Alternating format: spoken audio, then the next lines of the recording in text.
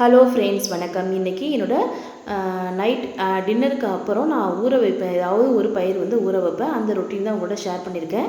இன்றைக்கி டின்னருக்கு பார்த்தீங்கன்னா ராகி தோசை அண்டு வாழைத்தண்டு சட்னி. இது ஆல்ரெடி ஷேர் பண்ணியிருக்கேன். வீடியோ லிங்க் தரேன், செக் பண்ணி பார்த்துங்க விருப்பம் இருந்துச்சுன்னா. இன்றைக்கி என்ன ஊற வைக்க போகிறேன் அப்படின்னு பார்த்தீங்கன்னா, ஃபஸ்ட்டு பச்சை பயிர் தான் ஊற வைக்க போகிறேன். பச்சை பயிர் எதுக்காக ஊற வைக்கிறேன்னா, இது முளை கட்டுறதுக்காக ஊற வைக்கிறேன். ஸோ இன்றைக்கி நைட்டு ஊற வச்சா நாளைக்கு காலைல எடுத்து தண்ணியை வடிகட்டிட்டு முளை கட்டுறதுக்கு நாளைக்கு நைட்டு டின்னருக்கு ஏதோ ரெசிபி செய்கிறதுக்கு யூஸ் பண்ணிக்கலாம். மோஸ்ட்லி இதில் நான் குருமா செய்வேன், இல்லைனா சுண்டல் மாதிரி பசங்களுக்கு செஞ்சு தருவேன். இதுக்கு கொஞ்சமாக ஊற வச்சாலே போதும். அது டபுள் ஆயிடும். நம்ம என்ன வைக்கிறோமோ அது டபுள் ஆயிடும். ஸோ அதை நல்லா வாஷ் பண்ணிவிட்டு தண்ணி ஊற்றி ஃபஸ்ட்டு அதை ஊற வச்சுக்கலாம். செகண்ட் பார்த்திங்கன்னா, இன்றைக்கி மாப்பிள்ளை சம்பா ரைஸ் தான் எடுத்திருக்கேன். இது எதுக்காக ஊற வைக்கிறேன் அப்படின்னு பார்த்தீங்கன்னா, இடியாப்பம் மாவு ரெடி பண்ண போகிறேன். நான் இடியாப்பம் மாவு மாப்பிள்ளை சம்பா அதில் நான் வீட்டிலே தான் ரெடி பண்ணுவேன். ஸோ அதுக்காக ஊற வைக்கிறேன். இது 2 டம்ளர் எடுத்திருக்கேன்.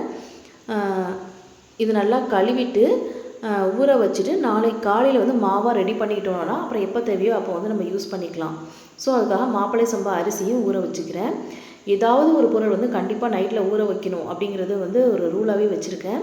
ஸோ இன்றைக்கி அதோட பாதாமும் சேர்த்து ஊற வச்சுக்கிறேன். இந்த வீடியோ உங்களுக்கு பிடிச்சிது அப்படின்னா கண்டிப்பாக சப்ஸ்கிரைப் பண்ணுங்கள். தேங்க்யூ.